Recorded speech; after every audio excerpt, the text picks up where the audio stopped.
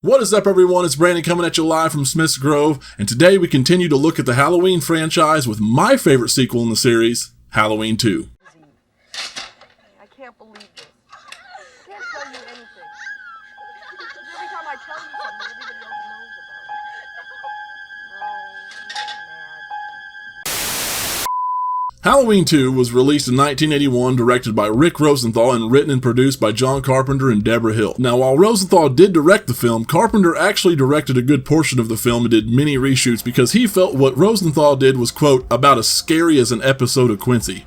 Rosenthal, unhappy about this, of course, claims his direction was more true to the original as far as atmosphere and pacing, but due to the slasher craze unintentionally created by the first movie, Carpenter decided to ramp up the gore to keep up with the other films in the genre, like Friday the 13th, which also released its first sequel the same year. Halloween 2 boasted a much larger budget of $2.5 million compared to the original's $320,000, and was filmed over a 6-week period through the spring of '81. With the exception of Nick Castle, who played the Shape, the entire crew from the first one is back for this one, including our favorite cinematographer Dean Cundy, who alongside Rosenthal really did a great job at keeping the visual style of the first one, making it feel like a true continuation of the same night, despite the ramped up production and getting to see more of Michael Myers in action. Oh, and I almost forgot, it's the same mask. It's a little beat up and it looks a little different on Dick Warlock's head, but it's the exact same one. We're all going to be missing this mask as the series goes on. Speaking of, I realized that I didn't touch on Nick Castle's performance of the Shape in the first one, but I will now since we have a comparison of him and Dick Warlock, who plays the Shape in this one. Castle didn't really have to do much in the way of acting or stunts, he was just told to walk marker to marker on set basically.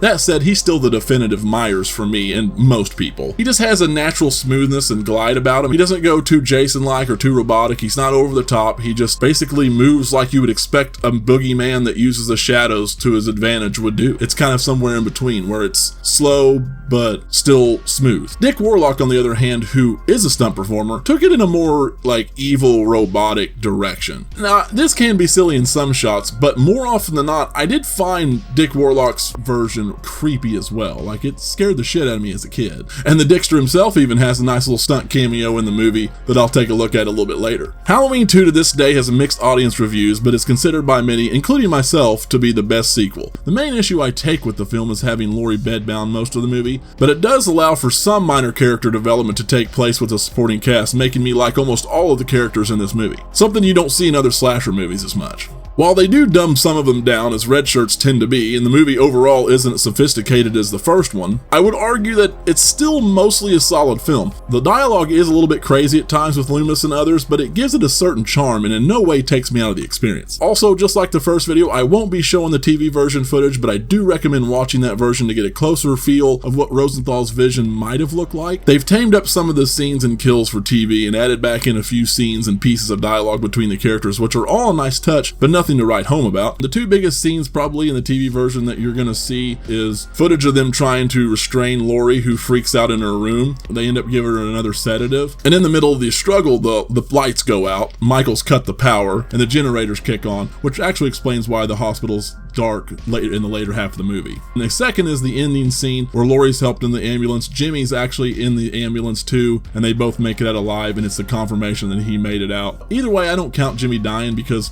why would I? So what lies in store for the town of Haddonfield and our favorite final girl, Laurie? Let's take a look inside the sanitarium at Halloween 2.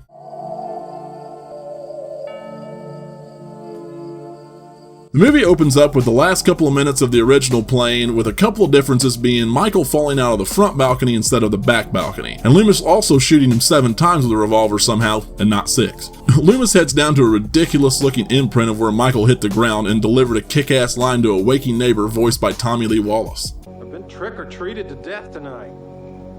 You don't know what death is. We get hit with the opening credits and a title card with the new resynthesized theme that makes this movie feel like it's that much more epic and demonic.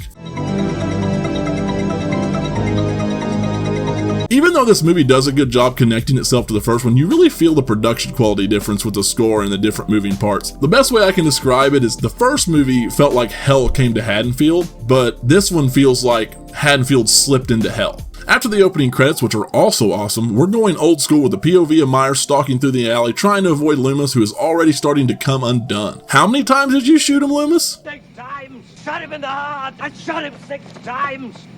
He's not human! Michael happens upon Mr. and Mrs. Elrod's, where Mrs. Elrod is asking Mr. Elrod if he wants mayonnaise on a sandwich. How about mustard?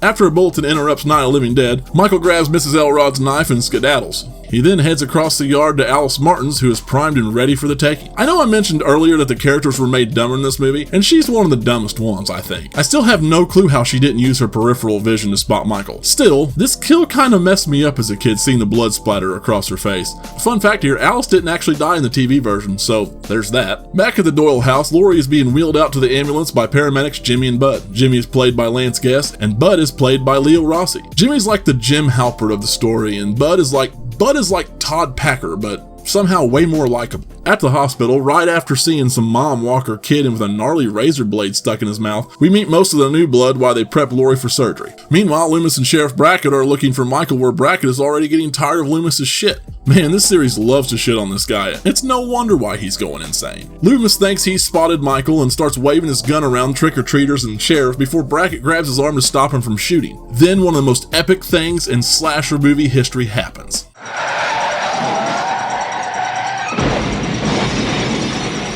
Haha, holy shit, that never gets old. Dummy or not, that is hilarious. Turns out that's Ben Tramer. You know, the guy Laurie was supposed to go on a date with? I guess it really opens things up for Jimmy now, though. I mentioned a cameo earlier from Dick Warlock, and turns out he was the officer driving the car here. A newcomer to the cast, Deputy Gary Hunt, played by Hunter Von Leer, badass name, shows up and tells Lee that they found some bodies. And Lee, one of them was Annie. They head to the Wallace house, and Brackett then confirms that it is actually Annie before taking his seat for the rest of the film, but not before showing Loomis some love. So what have you done? I haven't done anything. You let him out! I didn't let Man, poor Loomis, Jesus. It's now time for Deputy Hunt to shine, and him and Loomis try to figure out their next move. Meanwhile, Michael's chilling out in town looking to finish what he started. After bumping into a kid with a boombox, who's played by Dick Warlock's son, ironically, he hears the news that Laurie was taken across town to Haddonfield Memorial and heads that way because nobody escapes from the boogeyman. Nobody! Nurse Karen, who is introduced earlier briefly, arrives late for her shift. And don't look now, Karen, but Mikey's here too. We get Bud in peak Bud mode here when he tells us the important life lessons of hookups and what Amazing Grace should sound like in an 80s slasher flick. Amazing Grace, come sit on my face. Don't make me cry, I need your pie. Soon after, Jimmy sits in with Laurie and tells her that it was Michael Myers that was after her and he escaped the night before. They notice the phones are down and Mr. Garrett, the security guard, goes to inspect, setting up the classic investigation and get you killed trope. He gets the hammer claw to the head in a similar way the sheriff from Friday the 13th Part 2 gets it, and there goes Mr. Garrett. Hunt and Loomis shows up at the Myers house to find an angry mob of people throwing rocks in protest, and Loomis gives off some glorious nonsensical babble here. The tribe. One of their number was butchered. This is the wake. Hunt and Loomis have a little exchange here, and after lighting up a smoke, the good deputy hands Loomis his lighter for some great foreshadowing. They find out the boy that was killed in the car explosion was likely Ben Tramer and not Michael Myers, and that there was also a break-in at the elementary school, so they're heading to check that out. Back at the hospital, Bud and Karen are getting warmed up, but before Bud can put his amazing in her grace, she cuts him off with the old "it's too hot in here" line. At the risk of losing some naughty time, he hops out to check the temperature only to be killed by Myers. Myers descends on Karen with her thinking it's Bud, starts kissing and licking his fingers. Jesus Christ, girl, you taste anything off? Like anything at all? Dirt? Copper? Anything?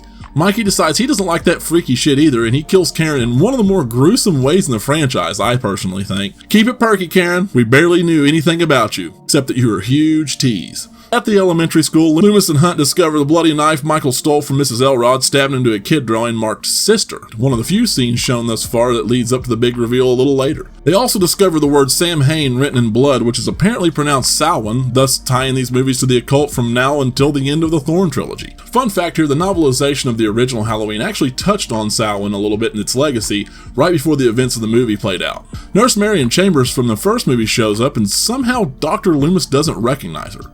How? It was a day ago. She tells good old Loomy that he's under orders from the governor to return to Smith's Grove and that the mental health department doesn't want anyone anywhere near this shit. Back to the hospital, Jimmy goes to see Laurie, and it looks like she's had some sort of reaction to the medication as she lays there looking as absent as she's been this whole movie. Jimmy runs to find someone, and Janet does the same. She runs to tell Dr. Mixter, who she then finds dead in his chair with a syringe in his eye. We get another amazing scene just like in the first movie where Michael slowly appears out of the shadows right behind Janet and takes her out with another syringe to the temple. This is another scene that scared the absolute shit out of me as a kid. Great lighting and visuals, and it stuck with me forever. Dr. Loomis and Marion are heading out of town at this time with a U.S. Marshal. Loomis starts some more Celtic rambling before Marion decides to drop the bomb on him. Baby, you dropped the bomb on me.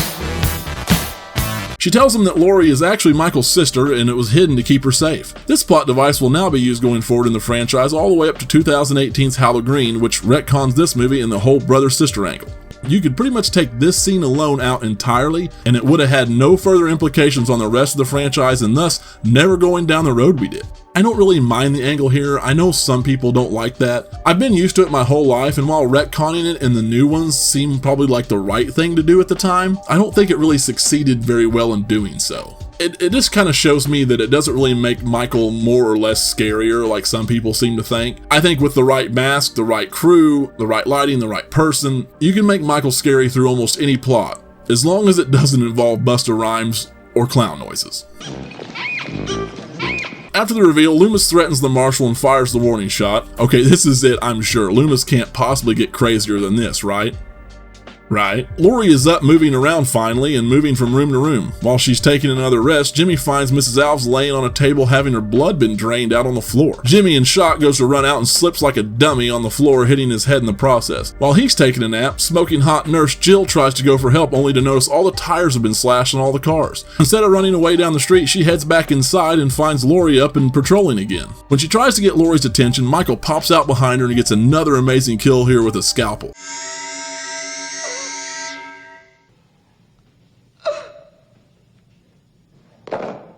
He must work out.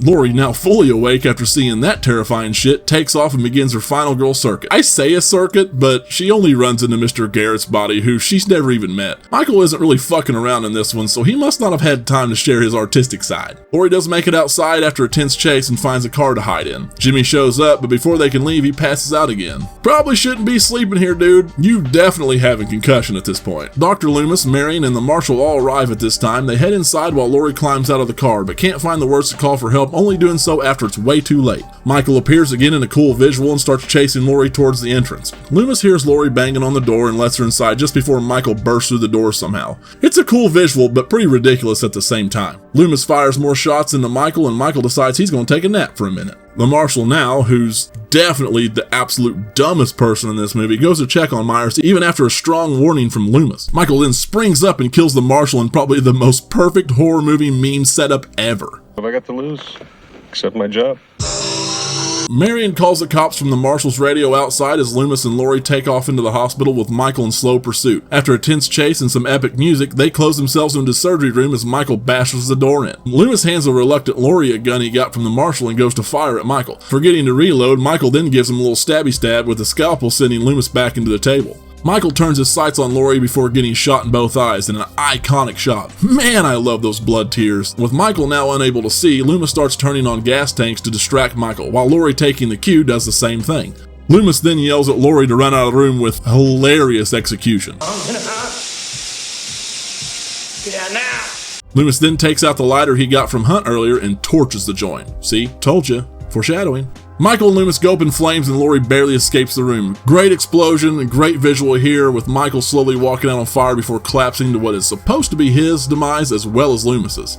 It is now dawn and outside to a smoke-filled parking lot, Laurie can be seen being helped into an ambulance by another paramedic and Nurse Marion. As the reporters watch on, the ambulance drives off with Laurie looking calm and content, knowing that it's over before the credits roll and Mr. Sandman by the Chordettes plays us out. And that's Halloween 2, directed by Rick Rosenthal. I absolutely love this movie. It was the first Halloween I ever watched as a kid, and it absolutely scared the hell out of me. And it would be some time before I actually got to see the original, because they didn't play it on TV back then as much as they did the sequels. So despite what happened with the plot discovery in this one, I still love it. I still love all the sequels, and this still holds a special place in my heart. And despite the fact that John Carpenter called this movie an abomination at one point, it's still loved by so many. And I'm sorry, John, I agree with you on a lot of things. I love your movies, but I just don't agree with you here. And I do admit that I am a little bit biased about this one because it was my first one, but I think it's a strong sequel and I can recognize its faults. And for that, I give Halloween 2 a 4 out of 5. I think it's almost as good as the first one. It's just a little bit different kind of movie. It's more of a slasher than a thriller. As we all know, Michael Myers and Dr. Loomis is going to return in the fourth one, and I'll be covering that soon. But first, we'll take a look at what the original plan was supposed to be for the series after Loomis and Myers' story ended with Halloween 3. So we will see next time what Tommy Lee Wallace has in store for us in his directorial debut. Until then,